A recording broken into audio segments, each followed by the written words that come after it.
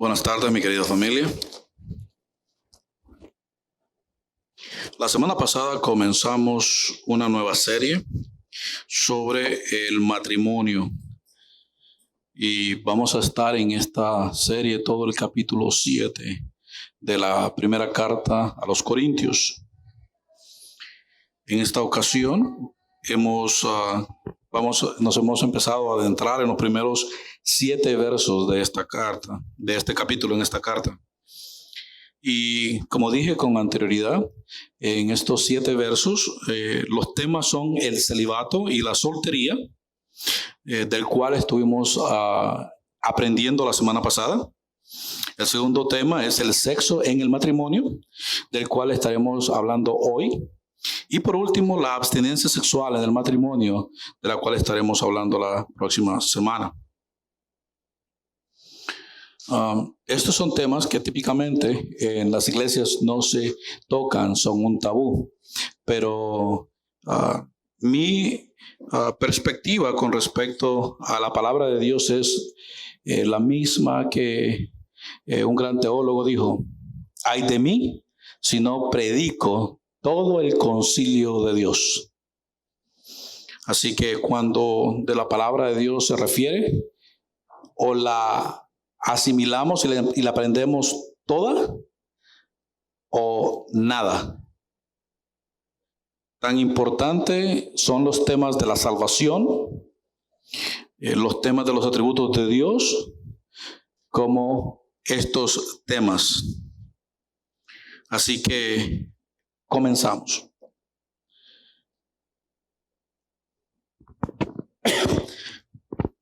Familia, la semana pasada dije que hoy en día, el matrimonio es un concepto tergiversado de lo que era originalmente.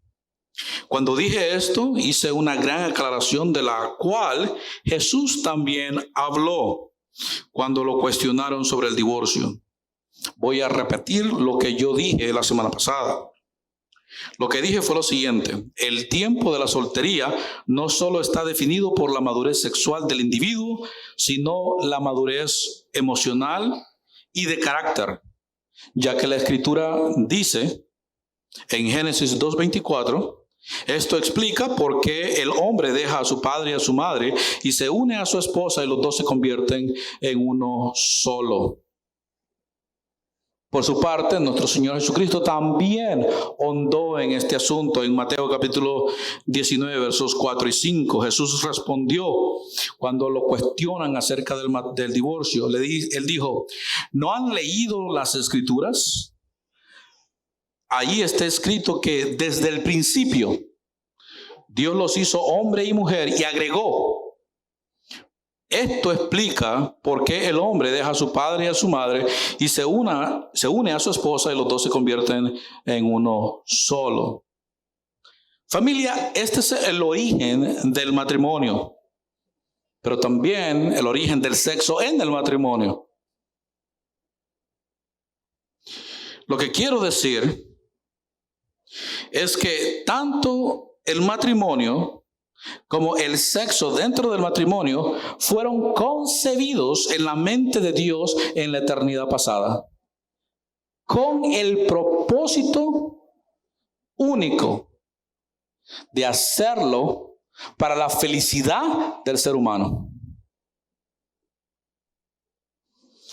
¿Cuál es el problema entonces? La humanidad no le ha dado la importancia que Dios le dio a esa sagrada institución, ni aquello que se hace en esa sagrada institución, y lo ha tergiversado. ¿A qué me refiero?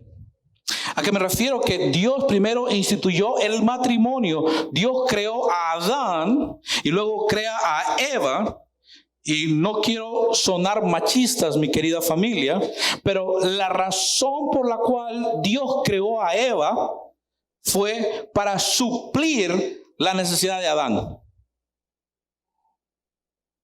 ¿Por qué? Porque no dice Eva estaba sola, dice el hombre estaba solo. Y Dios agrega, no es bueno que el hombre esté solo.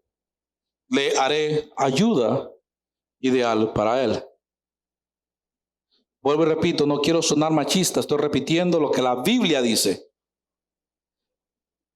Y así como la Biblia dice de que la mujer fue creada para el hombre y por causa del hombre, también más adelantito, cuando hace la caída, también a la mujer le dice Dios que su deseo será querer controlar a su marido, mas este gobernará sobre ella. Vuelvo y repito, no quiero sonar machista, estoy repitiendo lo que Dios a través de su palabra lo dice. Ahora bien, Dios crea la institución del matrimonio. Dios crea a varón y hembra, los creó. Y después de crearlo dice, multiplíquense, sean fructíferos. ¿Cómo lo van a hacer si no es a través del sexo? Inmediatamente Dios suplió una necesidad primordial, no solamente para la multiplicación de las especies, en este caso la humana, pero también para el deseo de ambos.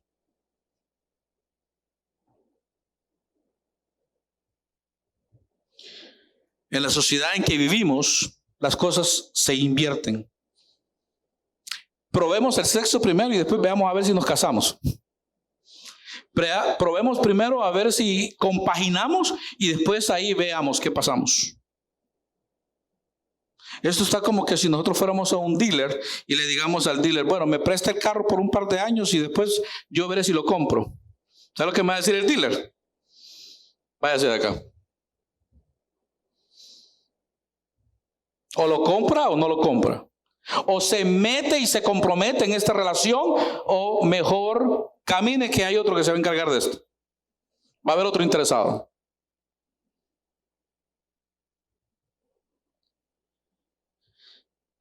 La sociedad, vuelvo y repito, en la cual vivimos, ha invertido las cosas. Ahora, ¿a qué me refiero? Me refiero a que cuando le damos la importancia a las cosas fuera de su orden, lo que termina es un desorden. Todo tiene un orden. Cuando Adán está solo, Dios no le dio la orden, ve y búscate una compañera. Dijo, le haré ayuda idónea. Dios provee. Y el problema de ahora en la sociedad en que nosotros estamos es que no esperamos en Dios. Queremos resolver nuestros problemas nosotros. Queremos suplir nuestras necesidades nosotros. Y no queremos esperar en Dios. Y voy a dar 2 ejemplos de 2 personas que hicieron las cosas de la manera en que quisieron. ¿Por qué? Porque anhelaban satisfacer sus deseos y sus necesidades. Mi querida familia, voy a poner algo en claro. Dios sabe nuestras necesidades. ¿Está claro? Dios sabe perfectamente lo que cada uno de nosotros necesita y Él lo va a suplir en su tiempo, a su manera. Nos guste o no, Él lo va a hacer. El primer ejemplo se encuentra en Génesis capítulo 34, versos del 1 al 4. Y aquellos que estamos estudiando Génesis, saben que ya pasamos y tocamos esta parte, este texto. Noten lo que dice. Cierto día Dina, la hija de Jacob y Lea, fue a visitar a unas jóvenes que vivían en la región. Cuando el príncipe del lugar, Siquem, hijo de Hamor el Hebeo, vio a Dina, la tomó a la fuerza y la violó. Sin embargo, luego se enamoró de ella e intentó ganarse su cariño con palabras tiernas. Le dijo a su padre Hamor, consígueme a esta joven, pues quiero casarme con ella. Qué bonito, ¿no? Primero yo vengo y voy a violentarme en contra de ti. Voy a abusar de tus derechos como ser humano. Voy a aprovecharme de mi fuerza varonil. y voy a hacer contigo lo que se me plazca, lo que me dé la regalada gana, y después, me doy cuenta que estoy enamorado. Discúlpame, perdóname. Eso suena como telenovela de Univisión, ¿no?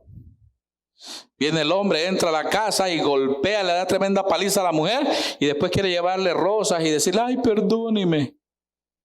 Levanta el teléfono y llámele a la policía. Métalo preso. Ese hombre no la quiere. Este hombre, Siquem, se dejó guiar por sus deseos y pensó, voy a satisfacer mis deseos, lo que yo quiero, lo que yo anhelo. Me gusta la muchacha y me la voy a hacer mía, no importa lo que me cueste. Y después trató de solventar las cosas de otra manera. El segundo ejemplo se encuentra en Samuel capítulo 13, segunda de Samuel, capítulo 13, versos del 8 al 15. Y lo que la hemos leído, sabemos exactamente lo que estaba pasando ahí. Amón, uno de los hijos de David, estaba enamorado de los ojos de su hermana Tamar. Y la deseaba tanto y tanto que hasta se enfermó. Y uno de sus mejores amigos, un primo de él, le da el consejo y le dice, bueno, pero ¿cuál es tu problema? Dile al rey que te la traiga a la casa, que tú estás bien, que tú estás enfermo, que te venga a cuidar. Y él dijo, me parece bien. Y ahí comienza donde dice, cierto día cuando Tamar llegó a la casa de Amnón, fue a donde él estaba acostado para que pudiera verla mientras preparaba la masa. Luego le horneó su comida preferida, pero cuando ella le llevó la bandeja, Amnón se negó a comer y les dijo a sus sirvientes, salgan todos de aquí. Oiga, aquí hay un red flag ahí mismito. Porque un hombre le diga a los sirvientes, oiga, sálganse porque algo va a hacer. Esa mujer ahí tenía que decir, ¿cómo? Que está corriendo los sirvientes. Aquí es asunto de correr. Estoy exagerando un poco. Continuamos con la lectura. Así que todos salieron. Entonces él le dijo a Tamar, ahora trae la comida a mi dormitorio y dame de comer aquí. Segunda red flag, segunda campanita de alerta. Despide los sirvientes y ahora le dice que vaya a darle de comer en su dormitorio. Pero continuamos leyendo. No, hermano, perdón. Y dame de comer ahí. Tamar le llevó su comida preferida, pero cuando ella comenzó a darle de comer, la agarró y le insistió, ven, mi amada hermana, acuéstate conmigo. No, hermano mío, imploró ella, no seas insensato, no me hagas esto. En Israel no se hace semejante perversidad. ¿A dónde podría ir con mi vergüenza? Y a ti te dirán que eres uno de los necios más grandes de Israel. Por favor, simplemente habla con el rey y él te permitirá casarte conmigo. Pero Amnón no quiso escucharla y como era más fuerte que ella, la violó. De pronto el amor de Amnón se transformó en odio y la llegó a odiar aún más de lo que la había amado. Vete de aquí, le gruñó. Y si continúan leyendo, ustedes van a leer que él pide a uno de sus sirvientes, echadla de mi casa. Y la botaron de su casa. Ya terminó rasgando sus vestidos y tirando ceniza sobre su cabeza, sintiéndose deshonrada. Dos hombres que buscaron satisfacer sus necesidades. Y les voy a decir una cosa, mi querida familia. Estas dos historias terminaron con finales funestos, tanto para Siquem como Amnón. Mi querida familia, el sexo nunca fue creado para hacerse fuera de la esfera matrimonial. Fue creada para la institución que Dios creó.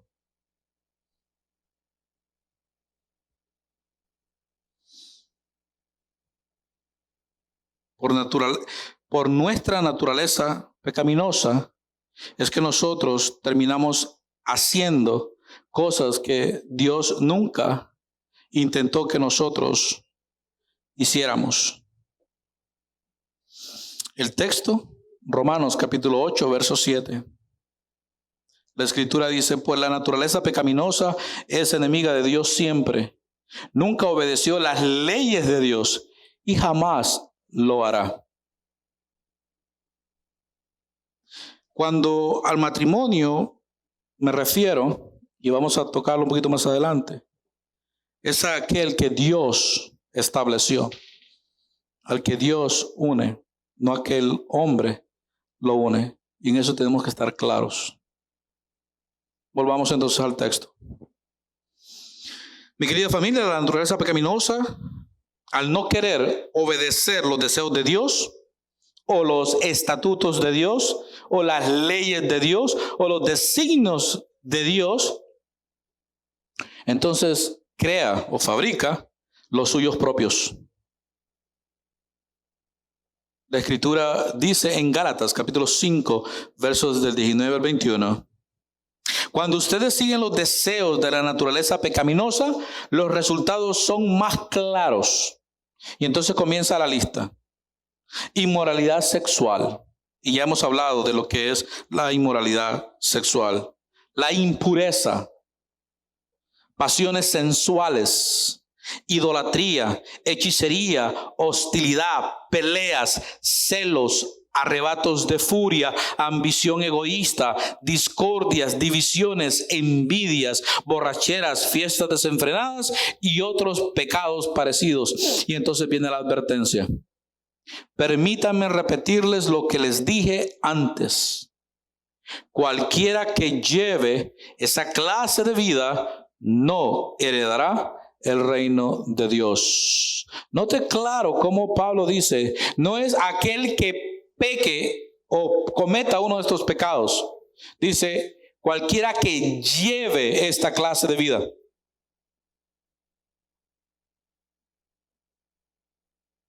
Cualquiera que a sabiendas practica esto con fines de que sean permanentes. Una persona que vive una vida en discordias, pensando, no, es que a mí las cosas hay que hacerlas como yo digo. Es una persona que le gusta las discordias, le gustan las peleas y vive toda una vida así. Esa clase de persona no heredará el reino de Dios. Una persona que vive con ambiciones egoístas, donde le importa un bledo pasar por encima de quien se sea para llegar a alcanzar sus propósitos, no heredará el reino de Dios. ¿Por qué? Porque son estilos de vida. Y aquel que tiene un estilo de vida idolándolo, una persona que tiene un estilo de vida experimentando pasiones sensuales, una persona que vive con un estilo de vida de hostilidad para con sus prójimos, no va a heredar el reino de Dios. Aquí no está hablando del pecado en sí, está hablando de los estilos de vida. No es que usted dijo, o como dicen por ahí, no es que se espera que el cristiano no peque. Se espera que el cristiano no viva un estilo de vida así.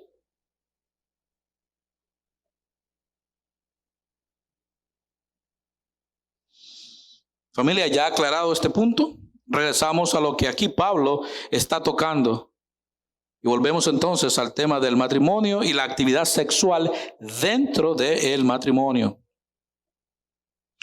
Pongámoslo bien claro. ¿Usted ha escuchado de alguien que se case para vivir una vida de celibato? ¿Quién se casa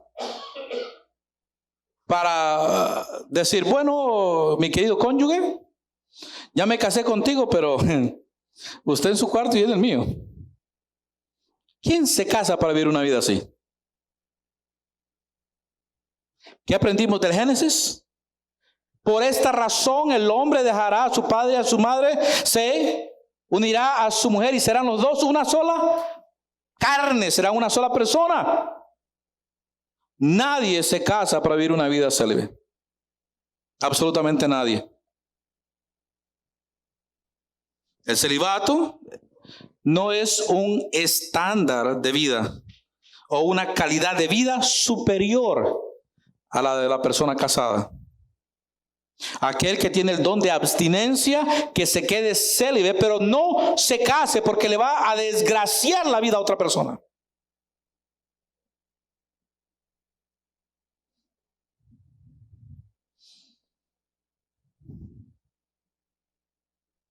El célibe no es más santo del que no lo es.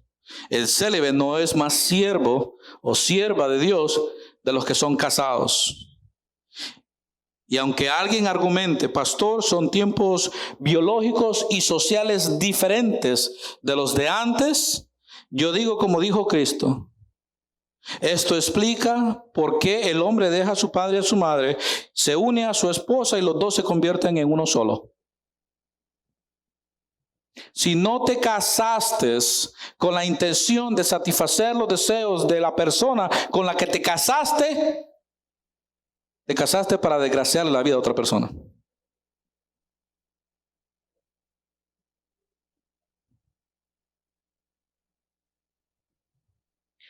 Familia, dentro del matrimonio, ambos cónyuges tienen una obligación mutua. Cuando deciden establecer el compromiso del casamiento, ambos deben de estar conscientes de esta obligación marital. El texto dice bien claro, el esposo debe satisfacer las necesidades sexuales de su esposa y la esposa debe satisfacer las necesidades sexuales de su marido. El propósito de la vida es vivir de acuerdo con el plan y la voluntad de Dios. Como dije al principio, Dios no solamente tuvo en mente el matrimonio, pero también el sexo dentro del matrimonio. Dios no solamente creó las necesidades del hombre y de la mujer, sino también los procesos mediante los cuales esas necesidades deben de ser satisfechas. Dichas necesidades y procesos son mayormente buenos cuando se les deja funcionar en conformidad con el plan perfecto de Dios para la pareja. Cuando el hombre y la mujer viven de esta manera, glorifican a Dios. Glorifican a su Creador. Honran el matrimonio. Honrar el matrimonio implica tantas cosas. Y muchas personas piensan, yo honro el matrimonio, yo honro mi matrimonio. Y cuando se les hace una serie de preguntas, se dan cuenta que no lo honran en lo absoluto.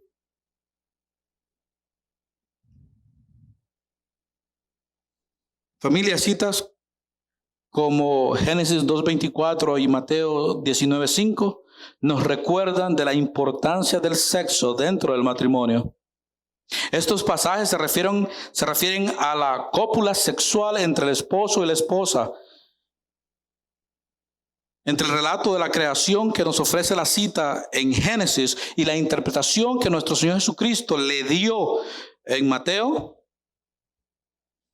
dejan bien claro que la sexualidad nació en la mente de Dios.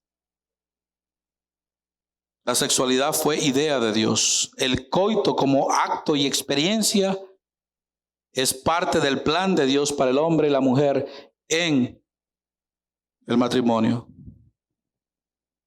Algunos argumentan, no obstante, tanto el hombre como la mujer deben entender que tanto el uno como la otra trabajan sexualmente en formas diferentes. Más allá de las diferencias genitales, el órgano sexual por excelencia es el cerebro, como muchos sabemos. Así que mucho de la vida sexual pasa por la cabeza, por la mente, antes de ir al otro lado biológicamente.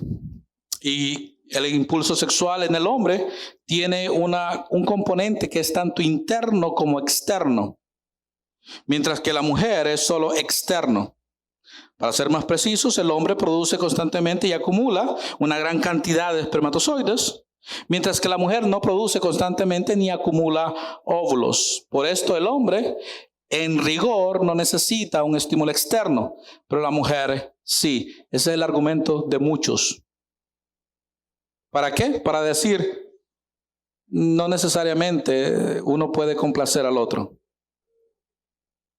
Hay otros que argumentan todavía algo peor. Y esto lo saqué de un recorte de un consejero matrimonial. Dice la persona, no es simplemente meterse en la cama y ya. El hombre debe de entender cómo funciona el cuerpo y la mente de la mujer. Por eso debe de comprender la parte biológica y psicológica de ella, para que la mujer desee y disfrute el momento. Por otro lado, el hombre también debe saber que mientras que el impulso sexual para él es parejo durante todo el mes, no es así para la mujer. De modo que el varón debe saber contenerse dentro del matrimonio todo el tiempo necesario hasta que la mujer tenga ganas de tener relaciones sexuales con él. El hombre debe ser comprensivo con toda la carga del día de su esposa, la casa, los hijos, los familiares, los compañeros de trabajo, los vecinos o algún otro drama de crisis, etc. Que como es de saber, no le afectan al hombre de la misma manera que de la mujer. Otro argumento fallido, que la mujer puede pasar meses, pero el hombre no. Fuimos creados con las mismas necesidades, mi querida familia. Y la razón por la cual uno no quiere estar con el otro es exactamente esa. No quiere estar. No lo desea.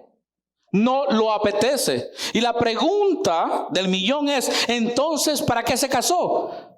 No para hacer feliz a la otra persona, sino para que lo hagan feliz a él. Yo me casé para que me hicieran feliz. Yo me casé para que llenaras mis necesidades, no para yo hacerte feliz a ti. Entonces, acá hay un problema serio. Acá hay un problema de gran envergadura. ¿Por qué? Porque el texto dice, el esposo debe satisfacer las necesidades sexuales de su esposa y la esposa debe satisfacer las necesidades sexuales de su marido.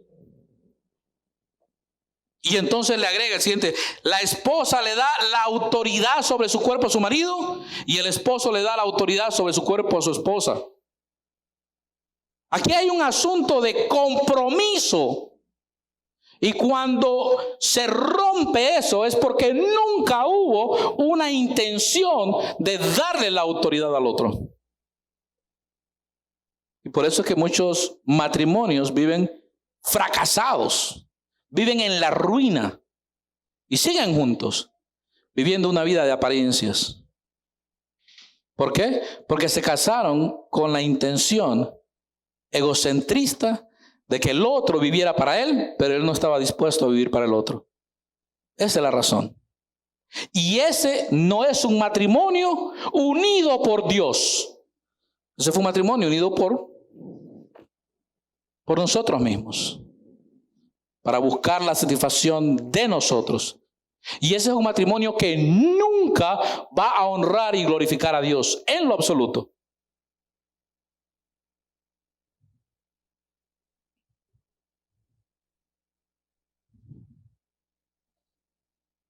Familia, ninguno puede negarse al otro. ¿Por qué? El esposo no tiene autoridad sobre su propio cuerpo, ni la esposa, y así recíprocamente. Cuando se produjo la boda, ambos cónyuges se entregaron la autoridad de sus cuerpos mutuamente. De modo que si se niega o no se busca la relación sexual, se está poniendo la semilla de la rebelión dentro del matrimonio. Dios nos hizo iguales en este sentido. Tanto el hombre siente a sí mismo la mujer. Ahora bien, si alguno no siente, el problema, como dije antes, no es físico, es emocional. Ya que el contexto dice, no se priven el uno al otro de tener relaciones sexuales, a menos que los dos estén de acuerdo en abstenerse de la intimidad sexual por un tiempo limitado para entregarse más de lleno a la oración. Después deberán volverse a juntar a fin de que Satanás no pueda tentarlos por la falta de control propio.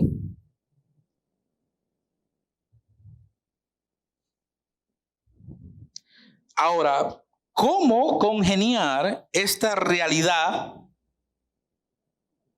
psicosomática del hombre y la mujer con lo que dice el versículo 5? De no privarse el uno al otro para no caer en tentación. Familia, no es que Pablo no sabía lo que era estar casado. Porque muchos dicen, no, Pablo lo dice porque él nunca se casó. Pablo lo dice porque él nunca experimentó esto. Pablo lo dice porque tenía el don de abstinencia. Vamos a ponerle un freno ahí. Vamos a ponerle un freno ahí. La mayoría de los eruditos y teólogos afirman que Pablo, cuando escribió esta carta, era viudo.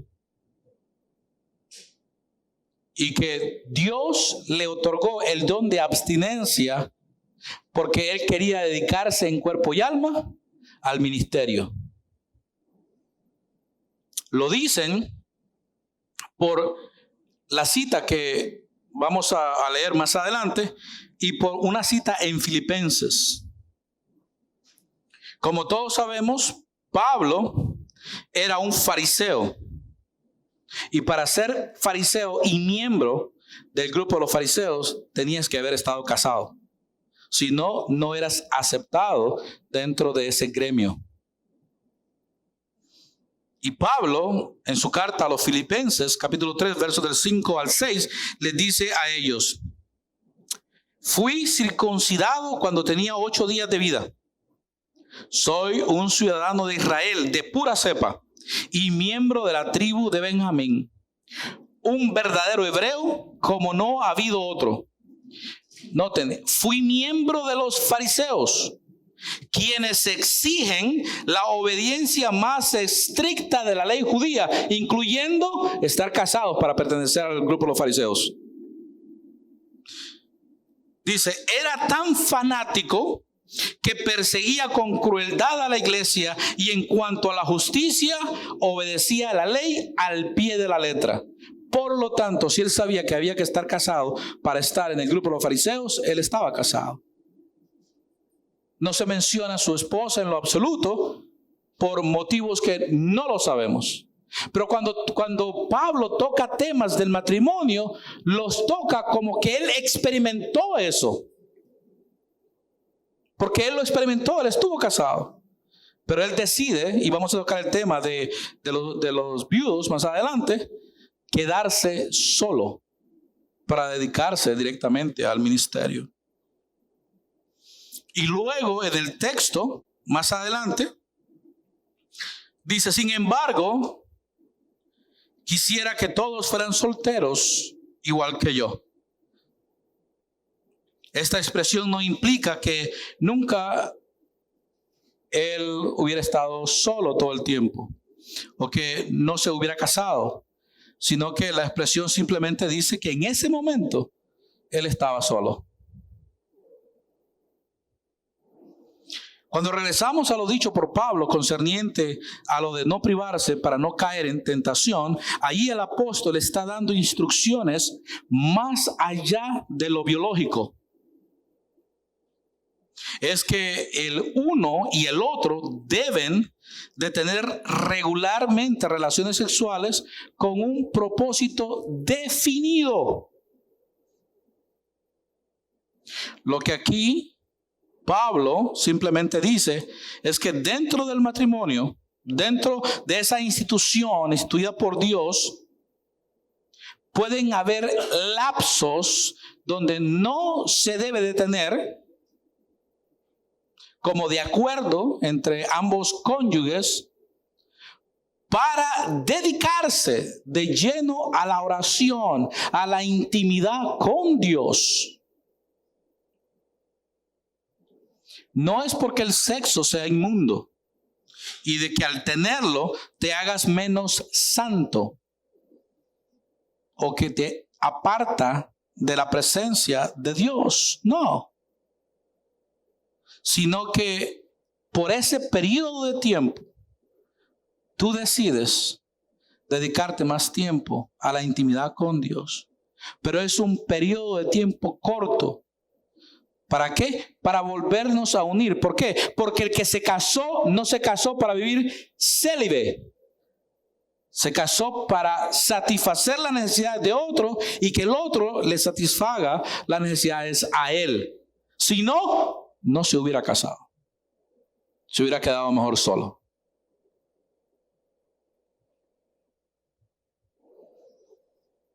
Muchos consejeros matrimoniales sufren con este problema.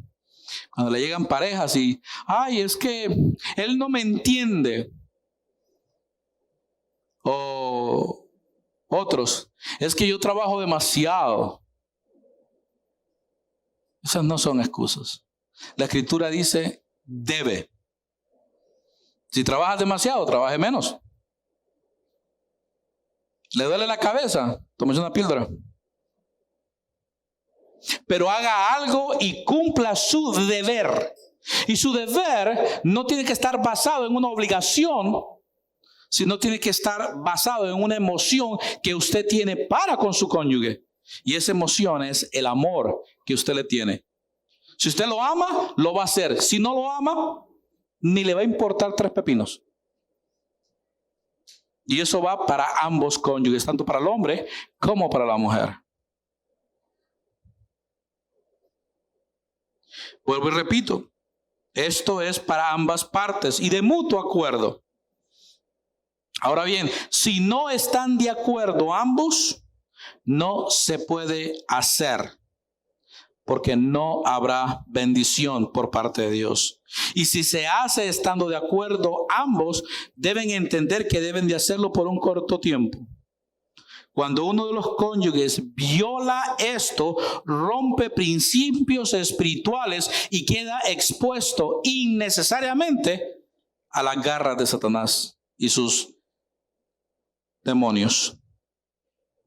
Familia, aquí lo interesante de todo esto es la palabra que Pablo utiliza. Él dice, no se priven. La traducción literal del griego es no se defrauden. No se defrauden el uno al otro. Y es interesante que es la misma palabra que aparece en el capítulo anterior, cuando Pablo habla de que un hermano no defraude a otro hermano.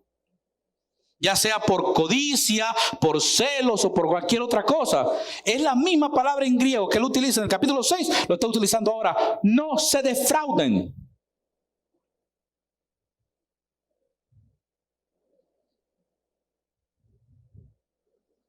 Cuando una de las partes en el matrimonio decide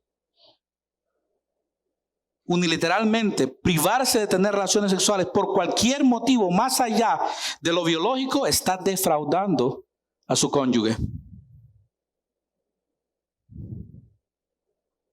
Y está exponiéndose innecesariamente a las tentaciones de Satanás. Y la realidad, mi querida familia, es que en ese momento Satanás cobra ventaja en el matrimonio. Y probablemente comience a sembrar la semilla de la discordia. Y lo triste es que en muchos de estos matrimonios terminan en rupturas, ya sea divorcios o viviendo por apariencias, pero siempre en rupturas. Alguien me dirá, pero pastor, ¿no que Dios odia el divorcio? ¿Cómo entonces lo permitiría? Mi querida familia, cuando a la voluntad de Dios se refiere, la voluntad de Dios tiene tres facciones o tres fracciones. La voluntad de Dios es decretiva, la voluntad de Dios es preceptiva y la voluntad de Dios es permisiva.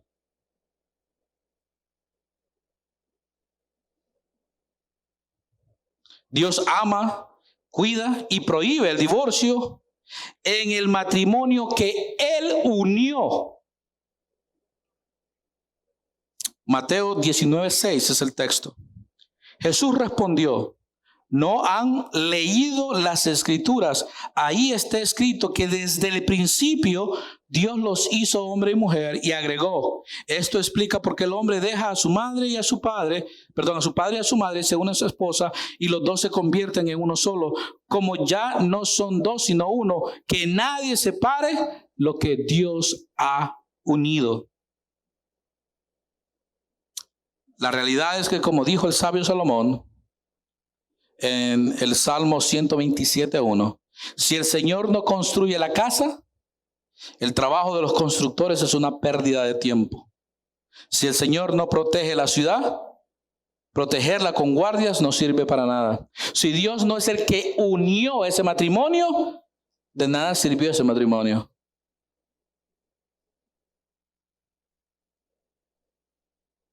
En esto debemos sacarnos de la mente muchas cosas que se dicen en el mundo, de toda clase de estereotipos paganos. Y aquellos que piensan en casarse, mi consejo es: asista a clases prematrimoniales para que no cometa el error de casarse con la persona equivocada.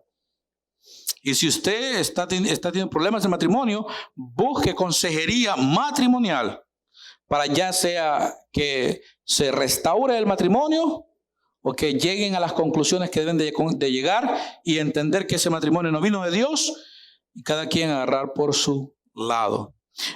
Vuelvo y repito, muchas personas van a decir: pero pastor, ¿cómo así el divorcio? Mire, mi querida familia, en los años del exilio, en los años del profeta Nehemías y del sacerdote Esdras, el pueblo de Dios, muchos hombres se casaron con las mujeres equivocadas.